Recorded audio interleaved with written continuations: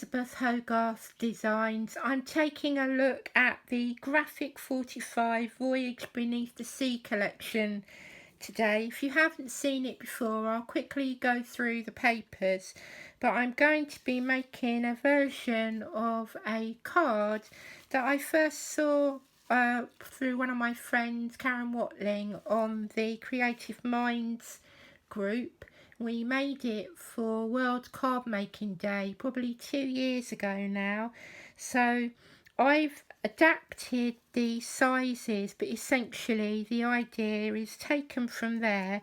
But I'm going to show you today how you can use it in any form with these 8x8 papers.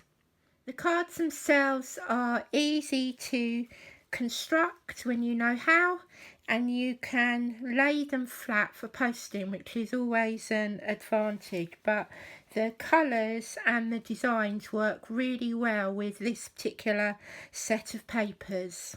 I am sure many of you have seen these papers before. They are glorious colours. They're one of my favourite colour palettes with this teal and this burnt orange. It's a really winning combination for me. And as always, I love being able to work with the details and the patterns that Graphic 45 use throughout all of their collections. This came in my DT package at the start of the summer, and I've really enjoyed working through these designs. I like the little note cards that you can cut out. Don't be afraid to use your dies, and I love the combination of the patterns that you can also use with your other dies and papers from your other seafaring collection. So without further ado, let me show you how to make this hexagonal pop-up card. Before we begin making the project, just a quick word about some of the tools that I've used. For this project, I used my paper trimmer rather than my guillotine because it helped me cut some of the lines, which I'll show you in a moment. I really found my T-ruler handy, so if you've got one of these, this will work brilliantly. I used a set of hexagonal nesting dies. Now, you could use your quilting templates, or you could make templates of your own.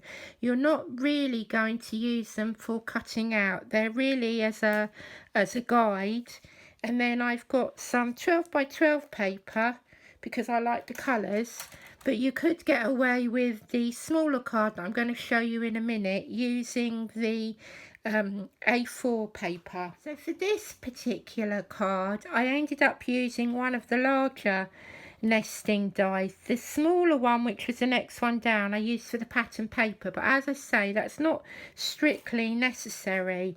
But for example, this die here is approximately 2.5 inches on the edges, which is around about 6.5 centimeters.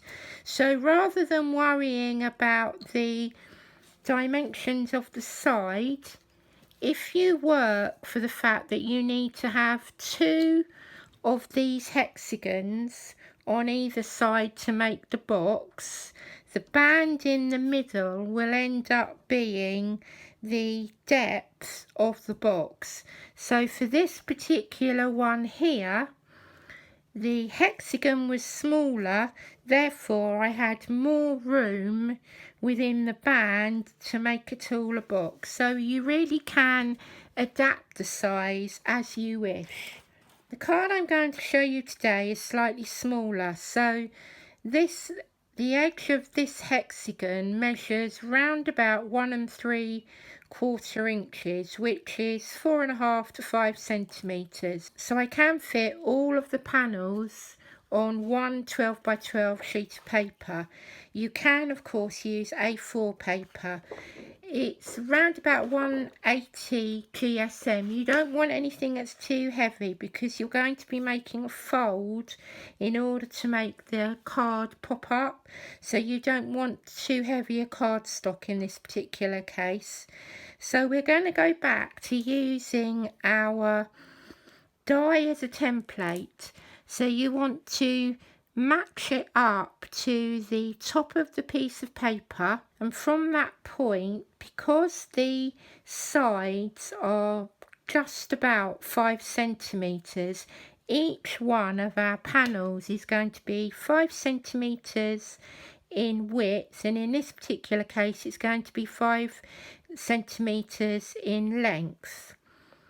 We're going to need 6 panels because we've got 6 sides to our hexagon. So if you want to use the 12 by 12 paper, give yourself a little bit of room from the edge here, and then you're going to draw your hexagon in, and then use this line here to mark off, and then use your T ruler to draw in this line here, like so. Measure down 5 centimeters and draw yourself a second line all along the length of the paper.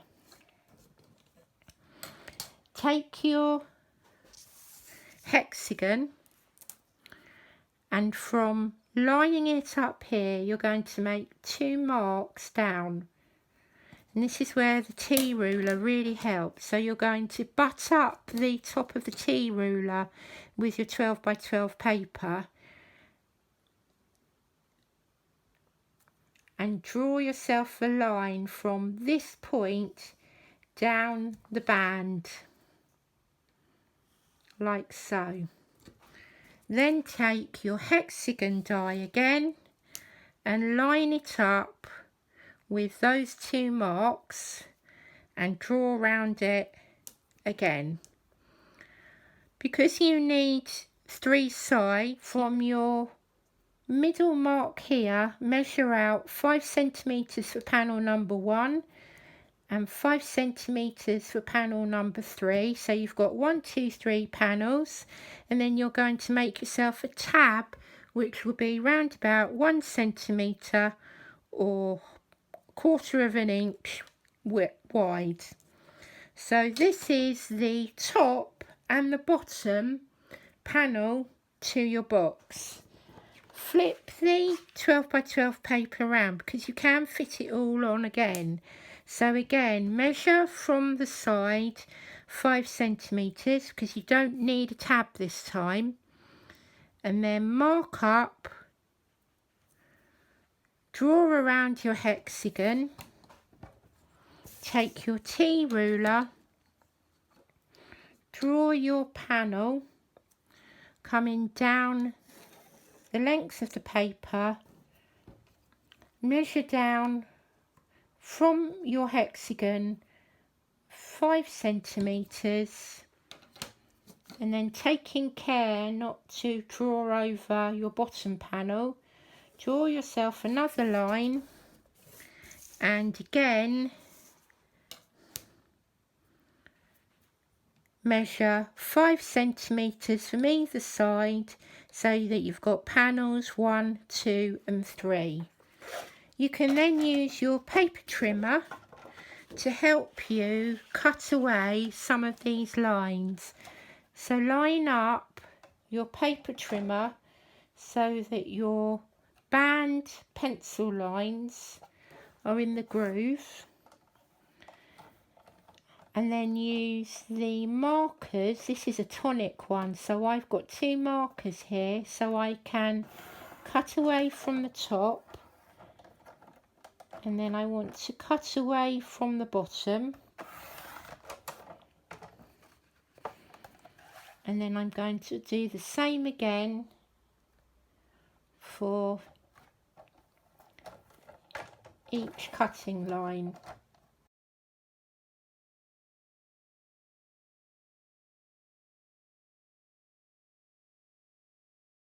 Then use your larger scissors to cut away the hexagonal joins.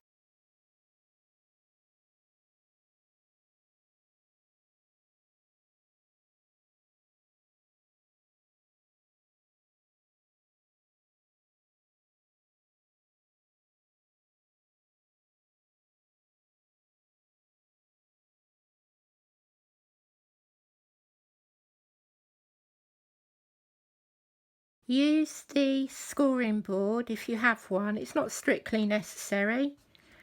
And line up the pencil lines just to create your crease lines. Just take your time and fold each of the points where the sides of the hexagon meet the band.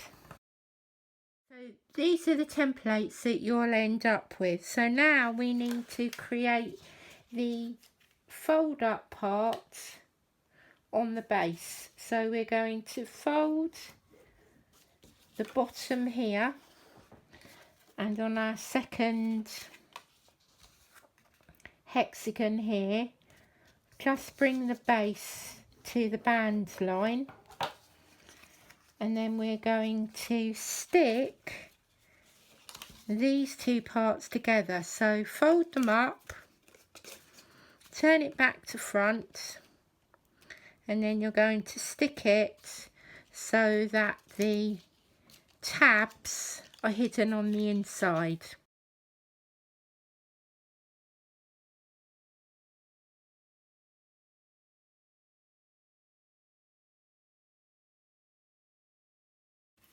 And then you'll find that the box will come together, and this is your part that you're going to stick the embellishments on, and then you can bring it up and fold it flat for posting.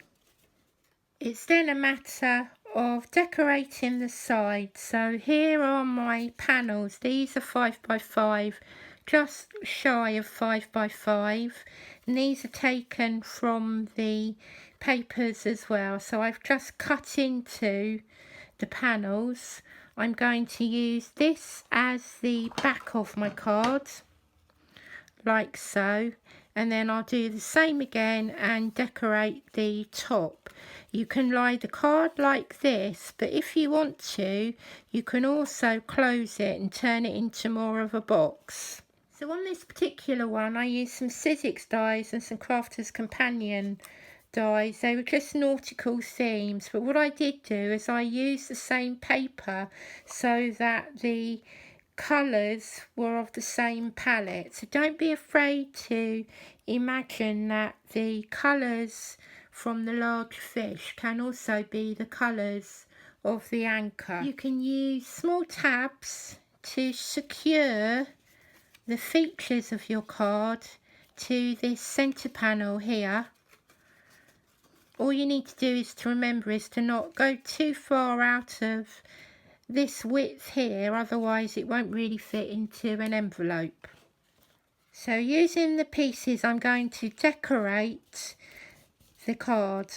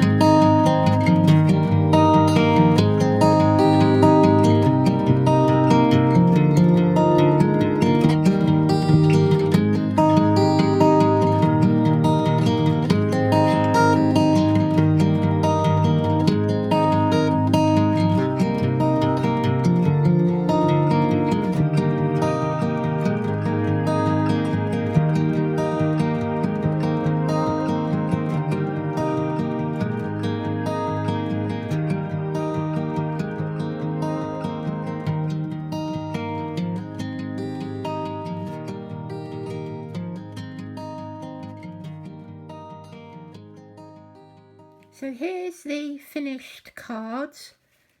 It's quite a cute one. It fits into a 6x6 envelope. And if you're wondering what this feathery stuff is, it's Sisal. We call it Sisal in the UK. If possible, I'll try and leave you a link to Amazon, which is where I usually buy my supplies from. So that's your mini card that we've made together. This is the larger card. So this one, if you lay the back I've probably put a little bit too much Sisal in this one, but this is an 8x8 envelope. If not, it would probably have to go into an A4 version. And then this one here is the taller one, which is your 6.5 by 9-inch envelope. So some more pop-up cards. I hope you like the idea behind it. I think they work beautifully with the Voyage Beneath the Sea collection. I'm working on some more Graphic 45 papers, so please do join me again at Elisabeth Hogarth Designs very soon. Bye bye for now.